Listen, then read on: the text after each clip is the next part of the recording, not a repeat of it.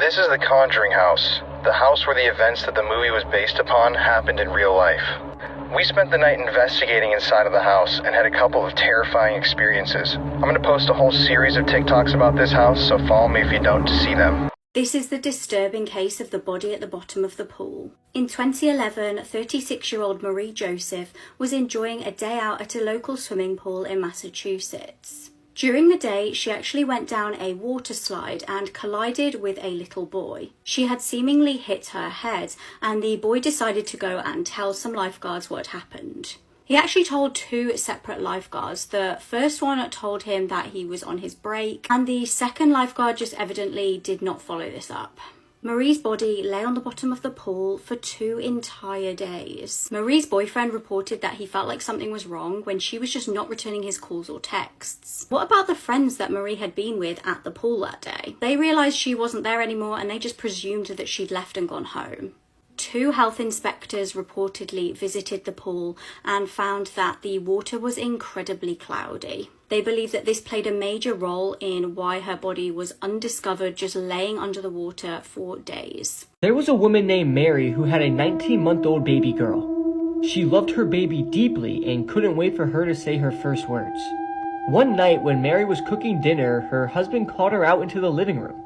He told her that their daughter was trying to say something. Mary was so excited and watched her daughter try and say something. After the baby mumbled for a bit, she said, "Mommy dies." Mary looked at her husband in complete confusion, thinking she heard the baby wrong. But by the confused look on his face too, he heard the same exact thing. Mary and her husband then laughed it off and went on with their night. The next morning when Mary was on her way to work, she got into a fatal car accident. She was then rushed to the hospital where her husband and daughter were waiting for her. When Mary's husband and her daughter found out the room Mary was in, they went in. Her husband was devastated and didn't know what to do. He couldn't imagine living life without his wife. But suddenly, Mary's daughter pointed at her and said, "Mommy dies." Seconds later, Mary's heartbeat stopped as she died from her injuries from the car crash. There was a 3-year-old boy who lived in a village in Israel, and he was born with a red birthmark on his forehead. As soon as the boy was old enough to talk, he told his family that he had lived before. He pointed to his birthmark and said that he had been murdered with an axe. The boy's parents then took him to the village that he claimed he had lived before. Once there, they met with the village elders. The boy said he remembered his old name, and it was the name of a man who had gone missing from the village 4 years before. The boy also showed them the house he lived in and knew the name of the man who killed him. When the boy saw the man, he walked up to him and said, "I used to be your neighbor. We had a fight and you killed me with an axe." The man's face turned white, and the boy then said, "I even know where he buried my body." The boy took them all to a field and stopped in front of a pile of stones. They then removed the stones and discovered a skeleton underneath. There was a wound to the skull in the exact same place of the boy's birthmark. The boy also showed everybody where the axe was buried too. After this overwhelming evidence against the man then broke down crying and confessed to the murder. A girl was sitting on a subway late at night when she noticed the woman sitting across from her was staring at her intently. The woman was sitting between 2 old men. The girl kept looking away, but the woman wouldn't break eye contact with her. The stare was beginning to freak the girl out. At the next stop, a new passenger got on, and it was a tall man wearing a trench coat. He then sat down next to the girl, and the woman paid no attention to the man in the trench coat. And she just kept looking at the girl, who was getting more and more creeped out as time went on. The 2 men didn't even glance in her direction. She pretended not to notice, but every time she glanced at the strange woman, the stare continued. When the train was pulling into the next stop, the man in the trench coat got up to leave, but suddenly he grabbed the girl's arm tightly, and as the doors opened, he dragged her off the train. The doors shut and the subway pulled off, leaving the girl alone with the man in the trench coat. She started screaming out loud, begging for help, but the man in the trench coat then said, "Calm down, I just saved your life. I didn't mean to scare you, but I had to get you off that train." The woman sitting opposite of you was dead, and the 2 men beside her were holding up her body. next one is called Los Clones. The clones? Yeah, basically Los Clones was a Mexican television program that aired on TV Azteca. It's without a doubt one of the most strangest, mysterious forms of lost media. There's like so little information known about it, and only because the show was only aired for like about 2 weeks to like a month before it got completely cut. Certain people were saying how maybe it's because of how the dolls that were used in the show looked. Were creepy? And kids that had been traumatized with the show and stuff. So basically the show had these puppets parodying famous people at that time. It could be artists, Mexican actors, politicians, and what made it creepy was that the puppets had these exaggerated facial features. For anybody who's scared of dolls, it will give you like a creepy feeling. I have that feeling, like I hate the way dolls look. Like anything that looks human and shit and is not, bro. Especially dolls with the creepy eyes. But let me know, guys, if you guys remember this show. Some people remember it like a fever dream, or people just having nightmares about it because of how scary and creepy the dolls look. Oh my gosh, I don't want to see, bro. Bueno, tal vez te hice la nariz I can't watch this, bro. Pero si no Why? podré cepillarla como le hicieron a tu papito. El lápiz labial invisible y el palillo de dientes con energía solar. ¿Quieres hacer el amor esta noche? Respuesta equivocada, cariño. That shit just made me feel mad weird, bro. Yeah, bro. People say it makes you feel uncomfortable, bro. OD, like, you know that fight or flight feeling? Yeah. That shit's activated right now. Like, I feel weird. Credit to Senna for discovering this, because I've never knew about this shit. Mujer Casos de la Vida Real. Ooh, okay. It was just a very disturbing show about real life cases that are sent to this host. And wait, what's this episode called? Amores Brujos. It starts off with a wife, Elena, a husband, Jacinto, and their 2 kids, a baby and an older daughter. And they're just discussing how Jacinto's job is barely paying them enough to eat, to live, and how they should move to Veracruz to live with his grandma. They go to Veracruz, Mexico, and they meet up with his grandma, which her name is Grandma Amelia. As soon as they walk into her apartment, immediately they notice like she's a bruja. She's performing a ritual on this guy, a cleanse. Pans out to like them interacting with the grandma. She's so loving to her grandson, but she's kind of a bitch to the wife and the kids. And she tells her grandson, I think you need a cleanse. I feel and sense a lot of bad energy around you. He's like, what? I didn't know like I had bad energy around me. She's like, maybe because it's somebody close to you. Oh my gosh, of course. And she starts putting in his head that it's the wife. She's probably doing brujeria on you. And then he's like, yo, maybe you're right. Maybe that's why I'm doing so bad right now. I didn't get the job here. And she's like, but don't worry, I'm gonna take care of it from now on. Just wear this amulet and stuff will start getting better. So the mom and the daughter and stuff, they end up going to the store, and then they come back and then they see them basically having sex. No way. They get up and they're like, what the fuck are you doing here? Largate. Then the husband is like, yeah, get the fuck out. That's so disgusting, bro. Because of the ritual she performed, saying like, I want all the love for me. I don't want nobody else to have this love. I want this love to be only for me. 3, no, I won't go in 2. Well, she's saying no. No, Ready? Oh, that's so fun. The girl who pushed her friend off the bridge in the last video I just showed you went to prison for what she did. Her name is Taylor Smith, and at the time that she went to spend those nights in jail, she was 19 years old. So Taylor Smith and Jordan Holgerson were really good friends. They spent a lot of time together, and on that fateful day a few years ago, they decided to head to a bridge together. This is Taylor Smith, the girl who pushed Jordan in that video. So on that day, as you can see, they were hanging out with a group of friends when Taylor decided to push Jordan for reasons unknown. But when she pushed her off of the 60-foot tall bridge in Washington state, she had no idea what was to follow. As Jordan plummeted through the air towards the water, she thought she was going to die. She said she was extremely terrified, the impact was extremely hard, and from the fall, she suffered 6 broken ribs and punctured lungs. Jordan would later say that when they pulled her from the water, she was watching her body change colors as the seconds went on, and once again she thought she would die. But what did Taylor do after that? Did she go down to try check on her friend to see if she was okay? No, she left the scene of the crime. She never showed up at the hospital to visit Jordan, and Taylor didn't even stop over at the family home to make sure that her friend was okay. Well, eventually Taylor was arrested, and after this trial, she pled guilty to reckless endangerment and spent 2 nights in prison. Still, to this day, it's unknown why Taylor pushed her friend off of the bridge that day. But thankfully, Jordan was able to make a full recovery and she had no real lasting permanent side effects from this incident. This teenager helped to solve her own murder. April Millsap was a 14-year-old girl from Michigan. She was last seen alive on the 24th of July 2014 while walking her dog in Armada. Her boyfriend was really alarmed to receive the following text off her. It said, "I think I almost got kidnapped, OMFG." Just seconds later, she was attacked. She was hit across the head with a bike helmet, beaten and stamped on. It's believed that the attack was an attempted SA.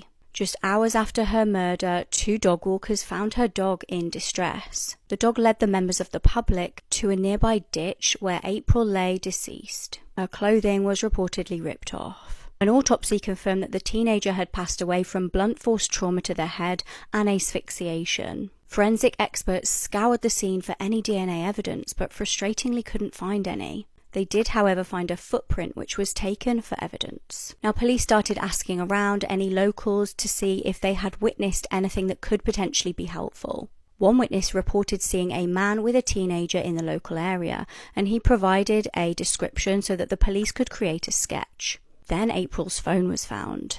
Prior to her death, she had downloaded a fitness app. This app calculated the speed in which she travelled for things like running. The app was able to provide investigators with valuable data. It showed them that the phone was travelling at a very high speed following her death, and it was then dumped in the location that it was found. They used this data to come up with a theory on one suspect. This was James Van Callis. He was a 32-year-old from the area and had been seen biking on his motorbike. He'd also been arrested on an unrelated substance charge. Now, the motorbike was quite key because we know that April was killed after being hit round the head with a motorbike helmet.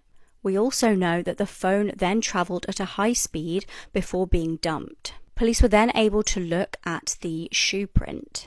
This actually matched the print of James's shoe. He was charged with first-degree murder and kidnapping and was found guilty. He was given life in prison.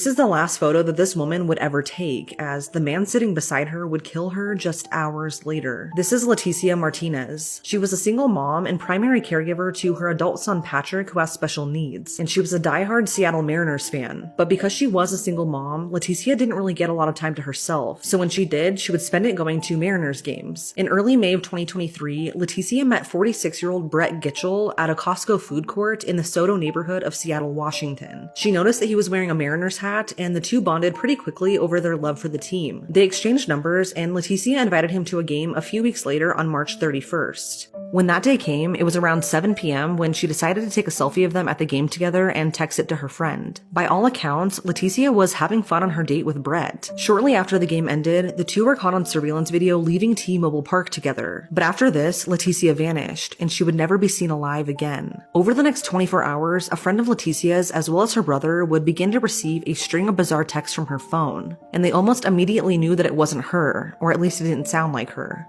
Then at around midnight on April 2nd, video footage shows Brett walking up to the front of Leticia's home in West Seattle alone and going inside. Not long after, her son Patrick woke up to someone knocking on his bedroom door from inside the house, and when he opened the door, he saw Brett. He didn't recognize him, but he thought that he may have been a neighbor. Brett would go on to say that his mom had been badly hurt in a fall and that he would take him to the hospital to see her, so Patrick agreed and got in his car with him. Brett then drove him to Renton, Washington, where he attempted to put a bag over his head to try and choke him, but luckily Patrick was able to escape and call for help. Leticia was officially reported missing that day after her brother learned of Patrick's attack and after not hearing from her. That morning, Leticia's car was found burning on the side of the road near Lewis Park in Beacon Hill, but she was nowhere to be found. A few days would pass before Brett would be arrested, and this would come after he tried to steal $10,000 worth of jewelry from the same Costco that he had met Leticia at. Once in custody, he tried to lie, but investigators immediately showed him the photo Leticia took of the two together. At the time of his arrest,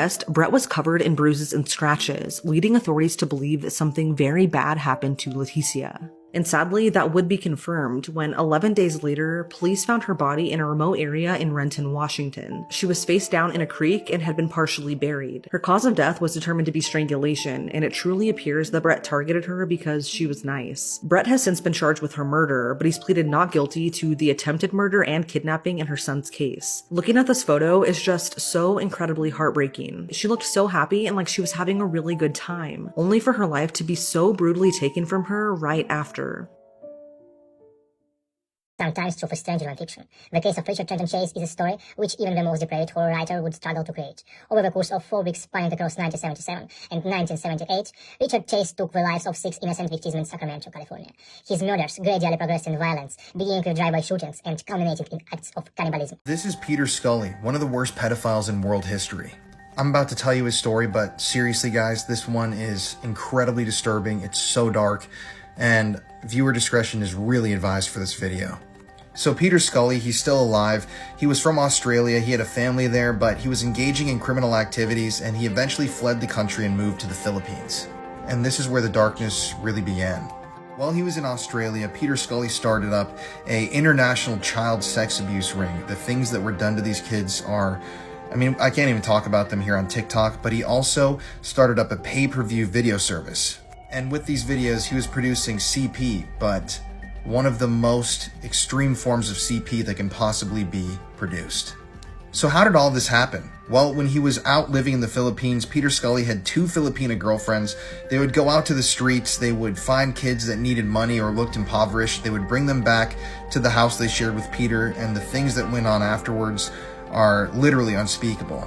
Remember, like I mentioned before, Peter was the head of an international ring of people that enjoyed the abuse of kids, and he provided videos for these clients. But his most infamous video was titled Daisy's Destruction. This video that he produced was so extreme, so hardcore, that people on the internet, when they heard about what happened in the video, literally thought that it was an urban legend, and they thought that there was no way this could be real. This is an actual screenshot of the beginning of the video. This is a screenshot from the very beginning of the video. In the video, 3 young girls are repeatedly tortured for hours and hours on end by Peter Scully and his 2 girlfriends from the Philippines. They are beaten, they are sexually abused. I mean, I can't even describe, like I said on TikTok, some of the things that happened in this video. And 18-month-old Daisy. Now keep in mind that all of this was on camera. That's the most disturbing part of this. One of Peter's victims actually ended up dying. They were buried in his house. And this sick individual literally sold that video footage across the world. And what's even more disturbing is that there were lots of people willing to pay to see that video. I'm not kidding. People were paying $10,000 to view this video. That is absolute insanity that there are people that sick out there in the world. And this is only the beginning of the crimes that this guy carried out. Some of the other stuff that we're going to touch on is absolutely disgusting. It's just horrific. And the story of how Peter Scully was eventually identified and arrested is extremely captivating. I'm going to run out of time here on this video, but if you want to see a part 2, let me know below. This story is far from over. This recent mass shooting shook the UK. It was August the 12th, 2021 at around 6 p.m. A 22-year-old man named Jake Davison from Keam in Plymouth had an argument with his mum. She was 51-year-old Maxine Davison, described by loved ones as a devoted mother of 3. She was a warm, naturally funny woman who had a real knack of naturally making people laugh. The pair got into an altercation in which Jake grabbed his mum by the throat. He then forced her into a bedroom and locked her in. She desperately tried to call for help, but tragically it was too late. Jake grabbed a shotgun and fired at her from close range. He had killed his mum, however, the horror was far from over.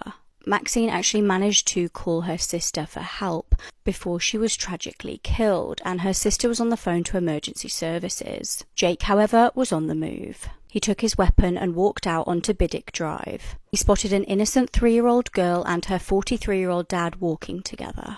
He shot at them both, killing them instantly. The victims were Sophie and Lee Martin. Continuing his murderous rampage, Jake shot at a house nearby. A woman and her adult son were hit by the bullets and injured. He then made his way towards a nearby park, again taking fire at an innocent bystander. This time it was 53-year-old Stephen Washington, who'd been out on a dog walk. Then 66-year-old Kate Shepherd made her way out of Lidl onto Wallersley Road.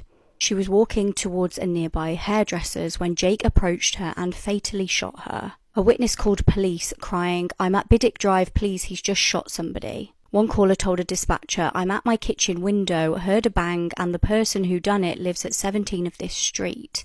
think his name is Jake something. I heard a bang and thought what the hell was that, and he ran down, saw him pumping his gun. One witness rang police and reported to have seen Jake with what looked like a black automatic rifle. As Jake made his way down the road, he threatened random members of the public with the weapon. He then unalived himself in the middle of the street with a blank expression on his face. Air ambulances, paramedics, and police swarmed the area. It was later revealed that Jake worked as an apprentice crane operator, and he was reportedly fascinated with guns and had mental health problems. His mum had actually tried to report her son back in 2016 as she was worried about his obsession with weapons. Now that year he was actually reported to police after attacking a man and his pregnant partner, but it was taken no further.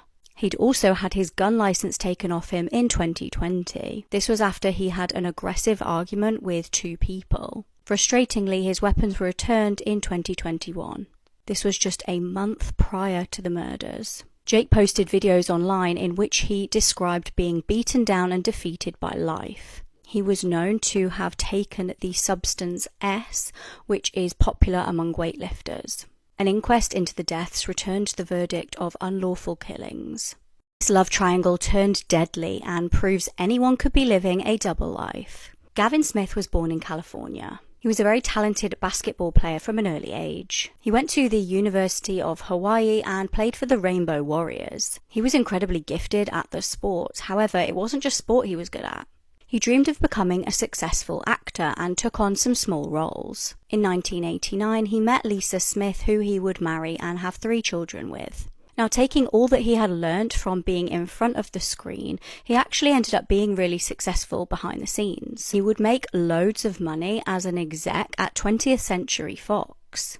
However, despite earning a substantial amount, it was reported that he was having financial issues. In 2008, the couple even tried to sell their house to take the pressure off. Some say Gavin started living a double life. He'd become addicted to substances reportedly due to a back injury. This was obviously very costly. He ended up in rehab where he met a woman named Chandrika Creech. The pair began an affair despite them both being married to other people. This is just one of the reckless decisions that Gavin would make. He soon started taking money out of his pension fund to fund his lifestyle. He then began another affair with a woman called Melanie and started paying for her lifestyle too.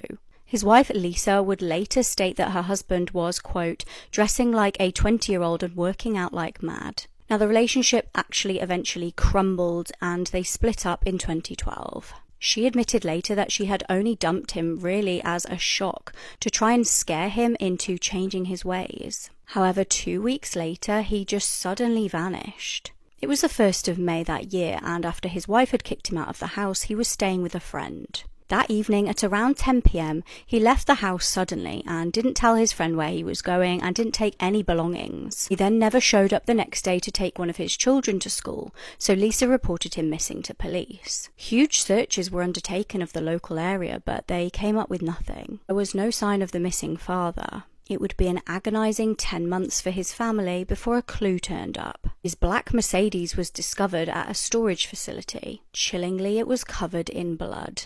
Had he been murdered? Now, investigators figured out that the storage facility was linked to a man called John Creech. This was the husband of Chandrika, who Gavin was having the affair with. Disturbingly, they found out that he was a convicted substance dealer. However, there was still no sign of Gavin and still no body. That was until the 26th of October 2014. A hiker's dog alerted its owner to a human skull. It turned out to be Gavin's. An autopsy confirmed that Gavin had passed away from blunt force trauma to the head. His body was wrapped in a duvet and tied up with duct tape. It turned out that in April 2012, John Creech had spotted his wife with Gavin. He told her to break things off, but in May it's believed that the pair had rekindled things and started meeting again. John apparently found out that the two had been seeing each other again and confronted them. He attacked Gavin and literally smashed his skull in.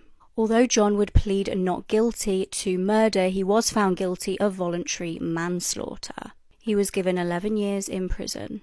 This is Gavin Peterson. He was a 12-year-old little boy who lived right down the road from me in this house right here. He died on July 9th after being abused by his dad, his stepmom, and his older brother for years. And more people need to know what happened to him and how our system is so broken. Because it's not like nobody knew what was going on. His school filed multiple complaints because they knew he was being abused. And even his direct neighbor reported the family to police so many times. But nothing was ever done, and now he's dead. On July 9th, Weber County deputies were called to his home in West Haven, Utah. The caller, who I'm assuming was either his dad or stepmom, said that Gavin had been sick for several days, vomiting and having seizures, and on that day wasn't breathing anymore. When police arrived, they found Gavin unresponsive on the bathroom floor. Authorities tried doing CPR, but he was taken to the hospital where he later died. It was clear from the very start that Gavin was severely malnourished. His body was visibly emaciated, and he died because all of his internal organs completely shut down due to starvation and abuse. His death was quickly ruled a homicide. During the investigation, police found evidence that his dad, Shane Peterson,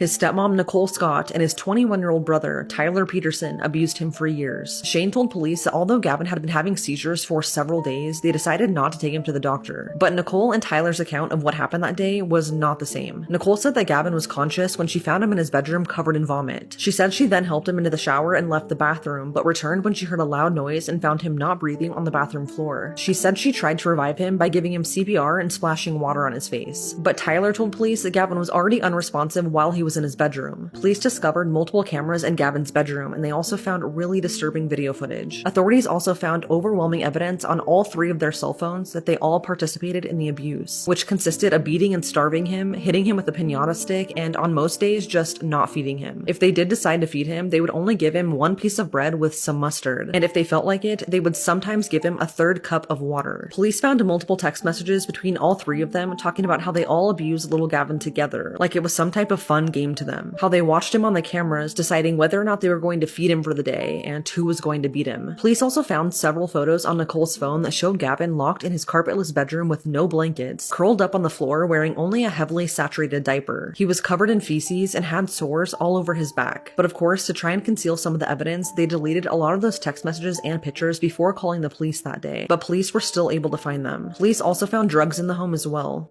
Gavin's dad, stepmom, and brother have all been arrested and charged with reckless child abuse homicide, aggravated child abuse, and child endangerment. Nicole and Tyler have also been charged with obstruction of justice as well as possession of a controlled substance. They're all being held in the Weber County Jail without bond. It's sickening to know that this was all going on right down the road from me, yet I had no idea. I had no idea that this was a literal house of horrors, and it breaks my heart imagining Gavin's final moments. I truly don't understand why DCFS never got involved. Gavin was removed from school at the beginning of last year and put into homeschooling, but before he was taken out, the school district heavily suspected that he was being abused and reported this multiple times to DCFS. Even the bus driver was trying to sneak him food on the bus. The Petersons' direct neighbor even reported them to police on multiple occasions. According to them, for the past 10 years, Shane had been hostile and aggressive to his wife and kids. How come with all of these reports, nothing was ever done? His aunt started a GoFundMe on behalf of Gavin's mom to help with funeral expenses. And because I know people are going to ask, Gavin's mom lost custody of him when he was just a baby. According to court records, Gavin was found wandering outside unsupervised when he was supposed to be in his mom's care. And when he was returned, police found drugs out in his mom's home. So Shane was granted full custody. His mom was later charged in that case, but at the end of her probation period in 2016, she was granted some weekend and holiday visitation. But because of how severe Gavin's abuse and malnutrition was, it makes me wonder how often she or other family members saw him towards the end. Literally everyone failed Gavin, and now all that's left behind is this memorial outside of the home where his life was so brutally taken. Gavin's favorite color was blue, and he loved science and Pokemon. He was a beautiful little boy who will never get the chance to grow up.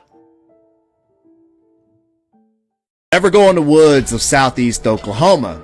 On a foggy day in 1970, a group of high school kids are cruising the back roads of southeast Oklahoma. One of the boys had to pee, so they pulled over. He got out of the truck, walked about 50 yards into the woods so that he couldn't be seen. He heard a tree snap, looked up, and he's staring in the eyes of a creature 3 foot taller than any man.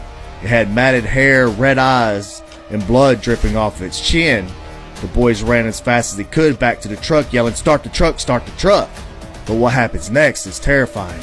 The boys go to the sheriff's department, and when the deputy goes out to investigate, all he sees is animal carcasses everywhere, and the legend of the Green Hill Monster was born. This is the disturbing case of the body at the bottom of the pool. In 2011, 36-year-old Marie Joseph was enjoying a day out at a local swimming pool in Massachusetts. During the day, she actually went down a water slide and collided with a little boy. She had seemingly hit her head, and the boy decided to go and tell some lifeguards what had happened. He actually told two separate lifeguards. The first one told him that he was on his break, and the second lifeguard just evidently did not follow this up. Marie's body lay on the bottom of the pool for 2 entire days. Marie's boyfriend reported that he felt like something was wrong when she was just not returning his calls or texts. What about the friends that Marie had been with at the pool that day? They realised she wasn't there anymore and they just presumed that she'd left and gone home. 2 health inspectors reportedly visited the pool and found that the water was incredibly cloudy. They believe that this played a major role in why her body was undiscovered, just laying under the water for days. Never go down Evangeline Road, Louisiana. 2015, a group of urban explorers go searching for a local legend.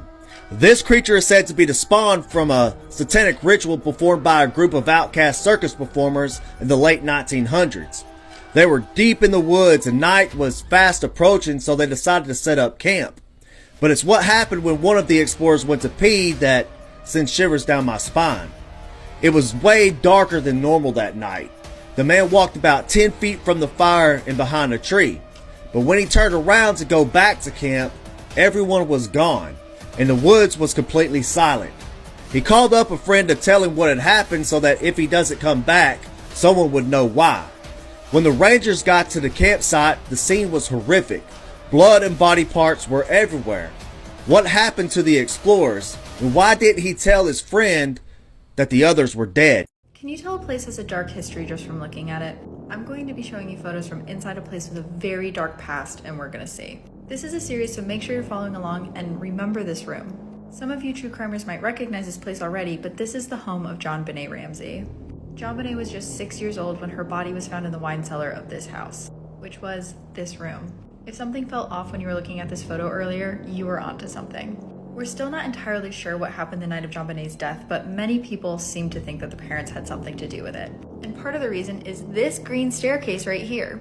This is the staircase where an incredibly bizarre ransom note was found. This note was found on Mrs. Ramsey's stationery and was 3 pages long, meaning the killer was in the house for a while before getting JonBenet. And that's normally not the case with these kinds of crimes. People have also noticed that $118,000 is a very strange amount for a ransom. The Ramsey parents were actually cleared of the crime in 2008. And this home is now owned by a couple who, to no one's surprise, has completely remodeled it. I don't personally think that I could live inside this home, but let me know in the comments if you feel like you could. This is a bittersweet case. On February 1986, 29-year-old Detective Stephanie Lazares broke into her ex-boyfriend's house and murdered his wife Sherry Rasmussen in a fit of rage and jealousy. Stephanie successfully got away with murder for 23 years due to connections with the Los Angeles Police Department. Despite there being evidence against her, she was barely questioned. The crime was initially deemed to be a robbery gone wrong, but Sherry's family was convinced that Stephanie was involved since she was jealous that Sherry and John were happily married. When John returned home from work that evening, Sherry was found shot multiple times in the chest. Reports show that Stephanie had threatened Sherry at her workplace, stating, "If I can't have John, then nobody else will." In the meantime, Stephanie went on to start her own private investigation firm, and the case went cold. But 23 years later, on February 2009, a cold case detective squad decided to reinvestigate the case, and that's when they discovered that DNA was obtained from a bite mark on Sherry's body. And of course, that bite mark was a perfect match to Stephanie Lazares. On March 8, 2012, Stephanie was convicted and sentenced to 27 years to life in prison and will be eligible for parole in 2039. Disappeared after school, returned 4 years later, but different. Who am I really? You'd never guess who I truly am. My name is Kanhaya Singh. After over 4 years, I suddenly emerged from nowhere. My father, drowning in relief, accepted me without any doubts. But my mother, she felt something wasn't right. There was this slight alteration in my behavior, an odd gleam in my eyes she didn't recognize. Even though I spoke, walked, and looked like her son, something was amiss. Whispers became louder, suspicions intensified. My father, however, refused to acknowledge this eerie feeling, choosing to believe I was truly his son. But as days turned into weeks and weeks into months, little nuances betrayed my true identity. Driven by her maternal instincts, My mother grew more adamant. When she demanded a DNA test, I staunchly declined, thickening the air with tension. The raw truth. I wasn't Kanhaya at all. I was an imposter who had taken his place, living under their roof, deceiving his kin. How would you have reacted if you were in my family's position? Let me know your thoughts in the comments on my situation. This is why rental houses terrify me. So Paula was staying at an Airbnb outside of Detroit by herself. Her job had sent her there for training. And immediately in the house, she starts feeling like something is off. There was always weird shadows outside the windows, and she would hear footsteps on the roof really late at night. She ends up locking herself outside of the rental the next day, but it's not a huge deal because the property manager actually lives in the house next to it. So she asks him about the footsteps she hears on the roof at night, and he says that they have lots of raccoons in the area, but she kind of knows that it's not a raccoon. He lets her back into the house and tells her that her keys are on the bedside table, which that's kind of weird. How did he know that? Another thing about the property manager is he's an older gentleman, so he listens to his TV on full volume like all night, and she can hear it from her house. So the next night, it's kind of the same thing. Weird shadows outside the window, creaking on the roof, and then her neighbor's insanely loud television. And Paula decides that she's had enough, so she opens her side door to go over to her neighbor's house to tell him to knock it off. And that's when she stops in her tracks. She can see his TV through the window. And on it is Paula, standing at the door, looking out the window. And then she sees him get up out of his chair, walk over to the window, and smile at her. This couple tortured and killed their live-in nanny over a member of Boyzone. 21-year-old Sophie Leonette was excited to be working as an au pair in London. She was hired by seemingly nice couple Sabrina and Usem. Little did she know Sabrina had a dark side. Sabrina was very much in charge of the household, and soon this idyllic job turned into a complete nightmare for Sophie. She was barely paid and they started to abuse her. She was losing a disturbing amount of weight, and neighbours said that when they saw her she seemed down and depressed. Bizarrely, Sabrina mistakenly convinced her that Sophie was actually spying on the couple for Sabrina's ex, Mark Walton. Mark was actually in the original lineup of the boy band Boyzone, and this was completely untrue. The pair didn't even know each other. Heartbreakingly, police would later find an entry in Sophie's diary titled "Why Me?" The pair would beat her and whip her regularly. When neighbours noticed a bad smell and smoke coming from the property, they alerted police. Authorities discovered a grill with chicken on in the back garden, along with a burn pit, a human nose and fingers. The couple tried to blame each other in court, but ultimately they were both sentenced to 30 years in prison. The CEO was charged for a murder that happened 30 years ago. On September 5th, 1992, 25-year-old computer engineer Lori Houts was found strangled and dead in her car in Mountain View, California. When Lori was found, the rope was still around her neck and her footprints were found inside of her car on her windshield. Police immediately put all their attention on Lori's boyfriend's roommate, John Kevin Woodward, who was 28 years old at the time. He became a prime suspect when police found out that he was jealous that Lori was in a relationship with his roommate. In 1992, investigators were able to find John's fingerprints outside of Lori's car, but they were never able to prove that he was inside her car. He didn't have an alibi for the night of Lori's murder, and they tried to convict him twice, but they were never able to because there was insufficient evidence. However, in 2020, investigators started to re-examine Lori's case and found more evidence against John. They analyzed 80 fingerprints and used new developments in forensic science to analyze the rope used in Lori's murder. This is when the test results indicated more fingerprints matching John's, and he was linked to the rope used in Lori's murder. At this point, John lives in the Netherlands and he's now 58 years old. And he's also the CEO of a tech company called Reed Tech. This guy was living the dream. But that all came to an end on July of this year when police were waiting for him at the airport in New York, and when he landed, they arrested him. He now faces life in prison if he's convicted. I've been ordering the same pizza every day for 10 years until the employees uncovered this horrifying truth. Pizza! My name is John. For an entire decade, like clockwork, every evening at 7:30 p.m., I placed the exact same order from the local Pizza Hut. A medium-sized pepperoni pizza with an extra helping of cheese, occasionally adding a side of garlic bread. This ritual, for me, was comforting. predictable. Karen, an employee at the pizzeria, had also come to anticipate my daily call. She would even prep my order minutes before my call, knowing I'd be on the line soon. The aroma of my order became familiar, a reminder of a day ending.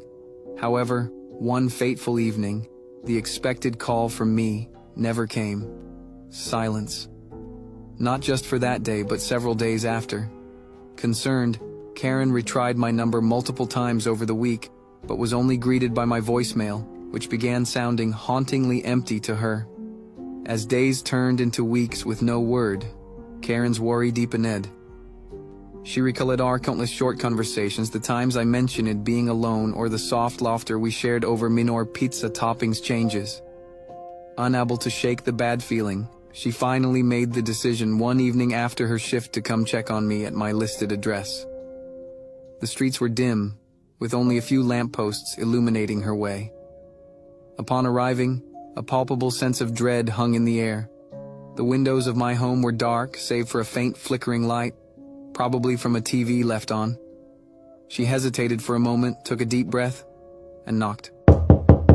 No immediate answer, but from the depths of the house, she heard a muffled groan, an indication of something amiss. Do you want to uncover the mystery behind the door? Leave a comment for part 2 and don't forget to subscribe.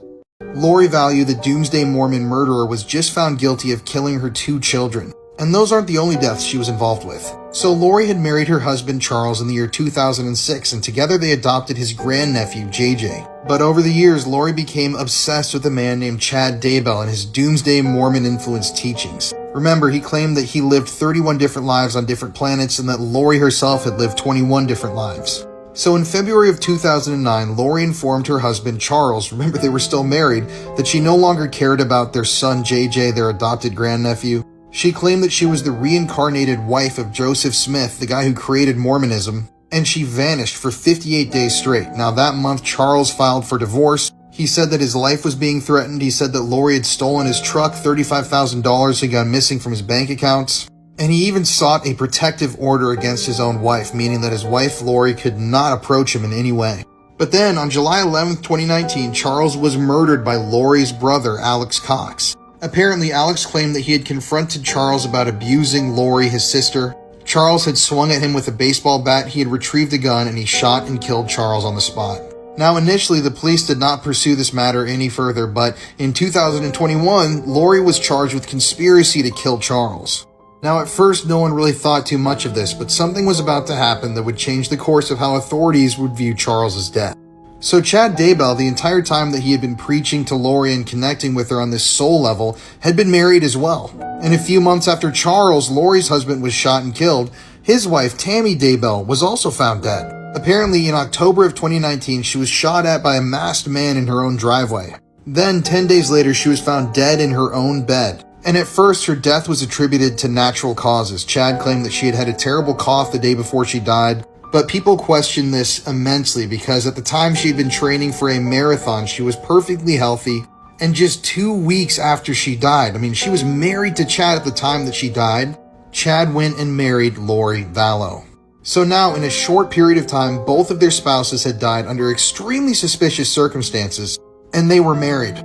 But just a few months after her death, her body was actually exhumed because people weren't accepting the story.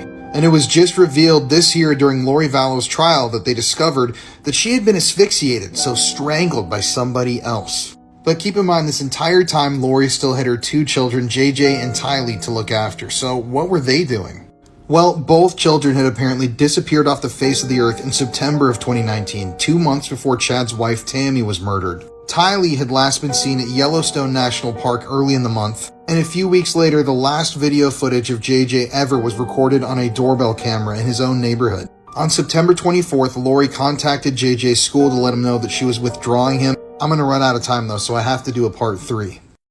I had a message from this lady a couple of days ago, and I can remember seeing her in the news previously and being absolutely horrified by her story. This is Laura Galazzi, and at 25 weeks pregnant, her unborn son was decapitated during his birth. Laura went into labour in March 2014 at Ninewells Hospital in Dundee, and she was assigned a doctor that would set in motion a series of events that would lead to the death of her son. Dr. Laxman decided on a natural delivery for Laura, despite the fact that baby Stephen was breech and absolutely tiny at just 25 weeks gestation.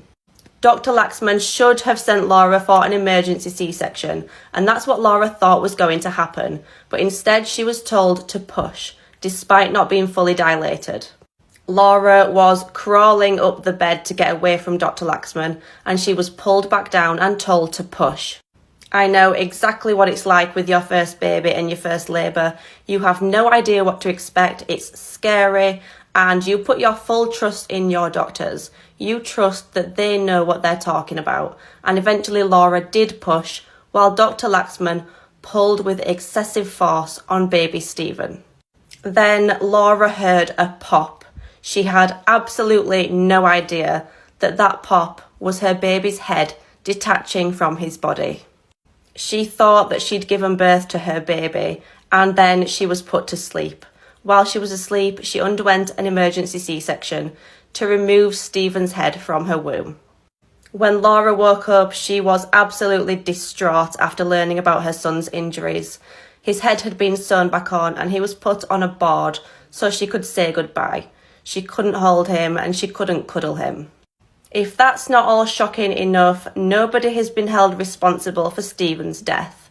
Because he was 25 weeks and he didn't draw a breath at birth, he wasn't legally a person. No crime was committed by Dr. Laxman despite the fact that she caused his death, and she was cleared of serious misconduct and allowed to return to work. Laura had baby Stephen cremated and she keeps his ashes in a teddy bear so that she can hold him and cuddle him. Laura also created a petition which she'd really like you to sign. It calls for a change in Scottish law to make sure stillborn babies are given a legal identity. Currently, if a baby's born and they don't take a breath and they pass away, they are not classed as a person, they're not given an identity, and I think that's absolutely shocking. I've tagged Laura's account in the caption and also in the comments, and I would really appreciate it if you could go to her page, find the petition and sign it, because this really needs to change. You also need to go to your email and click the link in that email for your signature to count. Laura's petition is currently at 10,248 signatures, and I'm confident that with your help, we can get it past its next goal of 15,000. You've probably seen Lori Vallow and Chad Daybell around a lot lately on social media, but this is the full story in case you really don't know what's going on. So Lori was recently sentenced to consecutive life sentences in prison for the murder of her own children, the conspiracy to murder another person, and a slew of other disturbing charges. Lori was born in 1973 in California, and she's been married a number of times. Her first marriage was in 1992 to her high school boyfriend. They divorced shortly after getting married. Then in 1995, when she was 22, she married another man, William. She had a child with him, and then they divorced afterwards. In 2001, she married Joseph Anthony Ryan Jr., and they would have a biological daughter in 2002 named Tylee, who would be one of the murder victims eventually. After their divorce in 2005, in 2007, Lori's brother claimed that Ryan had been very abusive to Lori and the kids. And then in 2018, Ryan was found dead in his apartment from an apparent heart attack. When he was found dead, Lori was his only officially listed next of kin, so she was the only one that was notified that he had died. And it took 5 weeks for his family members to figure out that he was dead. It was in 2006 when Lori married Leland Vallow, who went by the name Charles. Leland was a lifelong Catholic who converted to the Church of Latter-day Saints for Lori. Charles already had 2 children from a previous marriage, but he and Lori decided to adopt his grandnephew, JJ Vallow, in the year 2013. And in 2014, he moved with Lori and the family to Kauai, Hawaii. So keep in mind that Charles and Lori had a perfectly happy marriage for a while. Charles had converted religions for Lori, and they had even adopted his grandnephew JJ, but there was a storm brewing. This is when Chad Daybell enters the picture. So Chad at the time was a religious author who wrote a series of books titled Standing in Holy Places. Lori became obsessed with Chad's books. She moved her family back from Kauai, Hawaii to Arizona in 2016, and in 2018, while still married to Charles, she went and met Chad at a convention. At this event, Chad told Lori that apparently they had been married in 7 different lifetimes, and afterwards the two began communicating privately. Shortly after Lori began communicating with Chad privately, her husband Charles went on a business trip, and this allowed Lori to host a private event at the couple's home. Chad Daybell was one of the attendees that Lori had invited, and he shared his bizarre religious beliefs with the group. Chad claimed that he had lived 31 different lives on different planets. He categorized people as either light or dark, claiming that they either had an affiliation with Jesus or Satan, and he even called Lori an eternal being of 21 separate lives. And this is where Lori really went off the deep end with Chad. They began talking, prophesizing about Mormon-influenced doomsday beliefs, talking about the end of the world coming, and Lori Vallow even believed in zombies. I'm not kidding. So the entire time that Lori was meeting with Chad and sharing these beliefs, Charles had no idea what his wife was getting into. And in the year 2019, on a random day, everybody's lives would be shattered. I'm running out of time, so I gotta do a part 2. Let me know if you want to hear it. This is the story of Macy Hogan. Breathing? No. She's not breathing at all? No. And how old is your daughter? 2. I need you to lie flat on her back on the floor. Can you do that for me now? Ow! Oh. Every time I move, it hurts. Right, but we need to help your daughter if she's not breathing. You need to lie her flat on her back on the floor for me, please.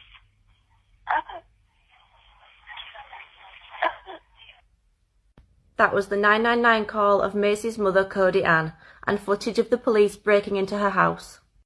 Cody Ann and Paul Hogan had been together since 2010, and 3 years into their relationship, Cody Ann fell pregnant. It was a shock to everyone as the couple hadn't planned on having a baby so young, but they were overjoyed at the fact that Macy was on her way, and she was born in March 2014. The relationship continued, but Cody Ann soon became possessive and controlling, cutting Paul off from family and stopping him going out. On the rare occasion he managed to take Macy to see his mum, he'd be bombarded with phone calls and texts from Cody Ann asking him where he was, when he was coming home. Eventually he had enough, and he left the family home. It broke Paul's heart to leave Macy as she was a proper daddy's girl, but he thought that they could be better parents to her apart as the relationship had broken down. Just a week after ending the relationship, Paul's world came crashing down. His daughter Macy had passed away. He was arrested along with Cody Ann, but police soon released him after realising that he wasn't in the house at the time of Macy's death.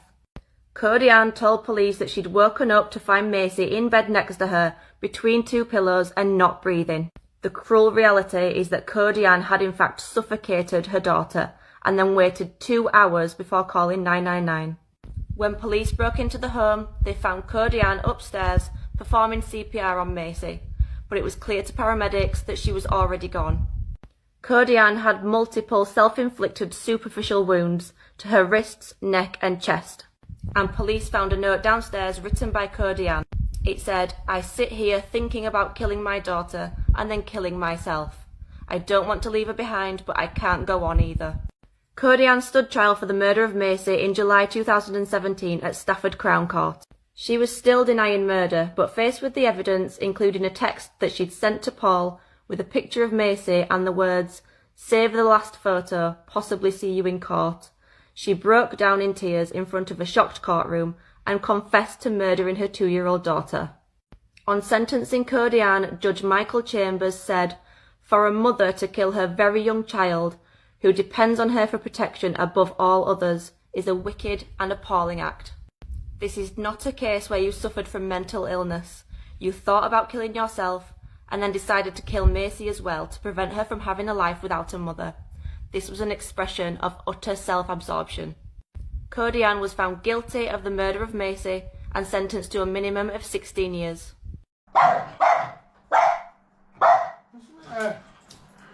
What? Nothing there, mate.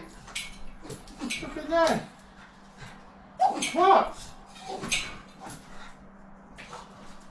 There's nothing there. Blood-curdling facts that you wish you never knew. Best of 2020, 2021, and 2022. This video shows a man playing Dance Dance Revolution being unknowingly recorded by some people making fun of him. The man, Adam Lanza, 6 months later would shoot his mother in the head while she was asleep and drive to Sandy Hook Elementary School, where he would murder 6 adults and 20 children between the ages of 6 and 7. In the 1960s, scientists attempted to teach dolphins English. However, the experiments were cut short when one of the scientists, Margaret Lavatt, was caught having sex with a dolphin named Peter. She even claimed that Peter initiated it, and after she left, he killed himself. In the 18th century, you could actually bring your cat or dog to the London Zoo and pay your admission by feeding it to the lions. This photo shows 8-month-old Xiao Bao, who is lucky to be alive because his mother stabbed him 80 times after he bit her while she was breastfeeding him. A 46-year-old man found and attacked a 13-year-old boy because he was killing him too many times in a game of Call of Duty. There have been countless cases of people's intestines being sucked out by vacuum toilets on airplanes. So if you want to keep your rectum, be sure to stand up before you flush. A man once donated his recently deceased mother's body for scientific research. Later, he discovered the research facility sold it to the US Army for $5 grand, strapped it to a chair, and blew it up with explosives. There are some Native Americans that sided with the Confederates during the Civil War, and some of them even owned slaves. On New Year's Day, this guy was drunk driving with his friends when they ended up killing 2 people. He then posted this video destroying the memorials of the people they killed and posted it to Twitter, all because his murderer friends were thrown into jail. Yuroko Onaja was in the middle of having sex with his 6th wife when his other wives caught him and became jealous. They forced him to do it with each of them, and he stopped breathing before he could get to the 5th wife. You know that moment when you're about to fall asleep and suddenly you flinch because you feel like you're falling? This is actually known as a hypnic jerk, and it alerts your body that you're dying, or at least thinks that it's dying. This is former NBA player Mark Jackson's basketball card. In the background are the Menendez brothers. They're sitting courtside shortly after killing their parents and just before getting arrested. Right now, at this very moment, there are tiny little bugs munching on your skin. More people have tapeworms than have dogs, which I guess makes them the most popular pet. Oh yeah, and this is what they look like up close. You know how every few pistachios there's always one that tastes a little bit different? Well, it's because there's a dead navel orange worm inside of it. Every single day, someone takes the largest shit in the world and they have no idea that it was them. If you're ever eating crickets, make sure to chew them thoroughly and do not swallow them alive. They have tiny spines on their legs which can cling to your throat and choke you to death. And the most blood-curdling fact of all, this series is over. I'm just kidding, guys. I thought this would be a great chance to tell you guys that I dropped a clothing line called Look Behind You. I've been wearing the clothes all throughout the video. If you're into spooky, creepy, horror type stuff, this brand's definitely for you. Links in my bio if you want to check it out, and don't forget, look behind you.